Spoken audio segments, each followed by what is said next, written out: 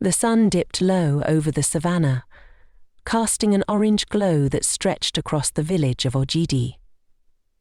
Evening drums echoed faintly in the distance, signalling the end of another day. In a small hut at the edge of the village, Nkem sat by the fire, stirring a pot of soup. Her face was serene, yet her heart was heavy.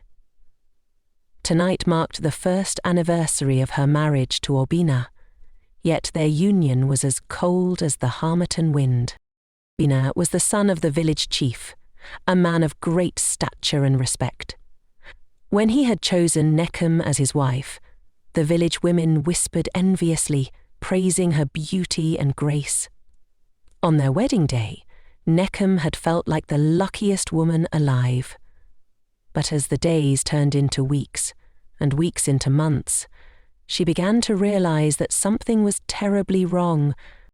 Obina, though kind and attentive, refused to touch her. He avoided her gaze when she undressed, and his side of the mat remained untouched every night. Nkem had tried to talk to him, but he always changed the subject or left the hut altogether. The villagers began to notice, and whispers of her barrenness spread like wildfire. It wasn't that Nkem didn't try.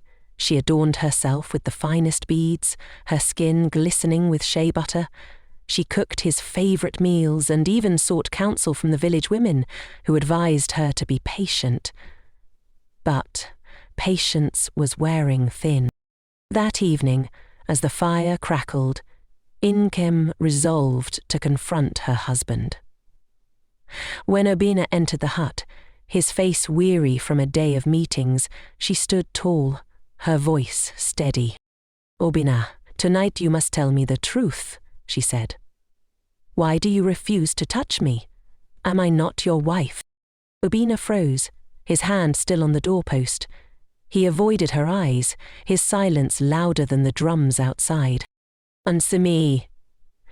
Nkem's voice cracked, her frustration spilling over.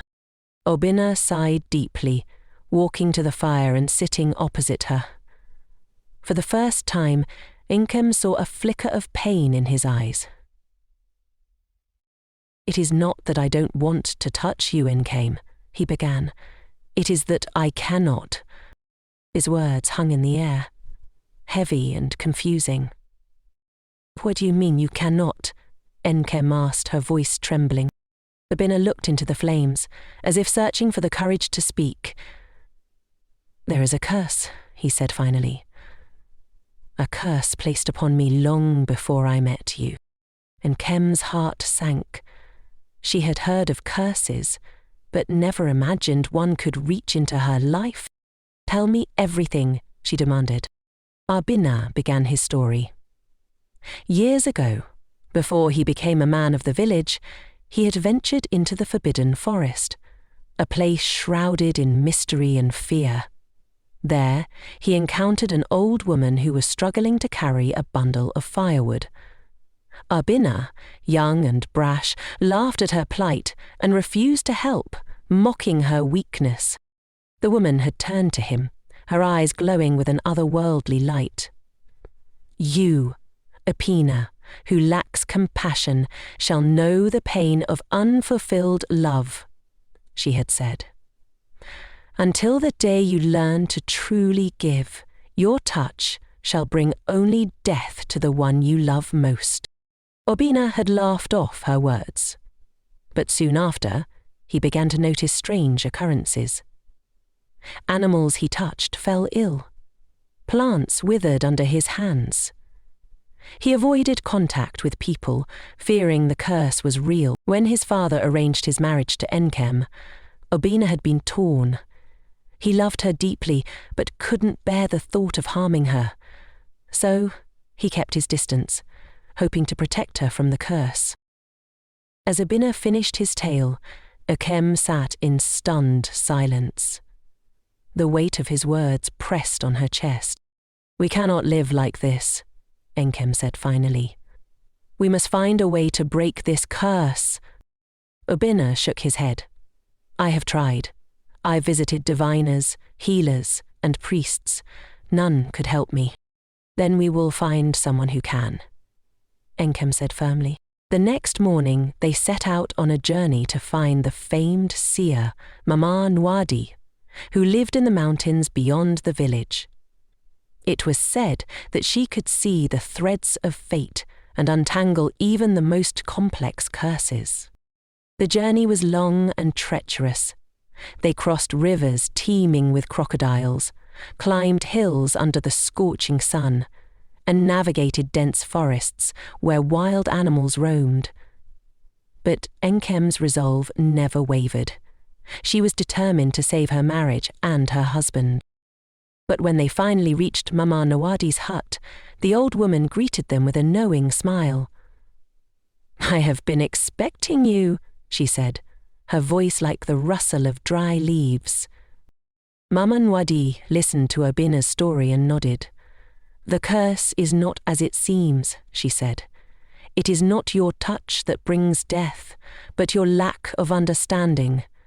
The old woman tested you, Obina, to see if you could learn the value of compassion and selflessness." Enkem frowned. "But how do we break the curse?"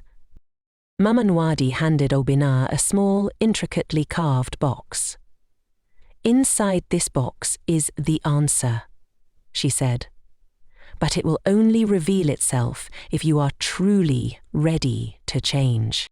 Obina opened the box, and inside was a single seed. "You must plant this seed," Mama Nwadi instructed. "Nurture it with care and patience. When it blooms, the curse will be lifted." Obin and Enkem returned to the village and planted the seed in the center of their compound. Every day, Obin attended to it, watering it and protecting it from harm. It was a slow process, and at times he grew frustrated, but Enkem was always there, encouraging him and reminding him of their love. As the days turned into weeks, Obinad began to change. He became more patient, more compassionate, not just with the seed but with everyone around him. He helped the elders with their chores, played with the children, and comforted those in need. One morning, as the sun rose over Ogidi, the seed finally bloomed into a vibrant flower. The villagers gathered to witness the miracle, their whispers of doubt replaced with awe. Obina turned to Enkem, tears streaming down his face. For the first time he embraced her, and the warmth of his touch was like the first rain after a long drought. The curse was broken, not by magic, but by the power of love and redemption. From that day on, Obina and Enkem's home was filled with laughter and joy. Their love, tested and proven, became a beacon of hope for the village. And though they would face challenges in the years to come, they knew they could overcome anything, as long as they faced it together. If only Enkem had known sooner, she would have seen that love, when nurtured, can heal even the deepest wounds. This story reflects themes of love, sacrifice, and redemption, while weaving in elements of African culture and mysticism. It underscores the power of patience, compassion, and the belief that no obstacle is insurmountable when faced together.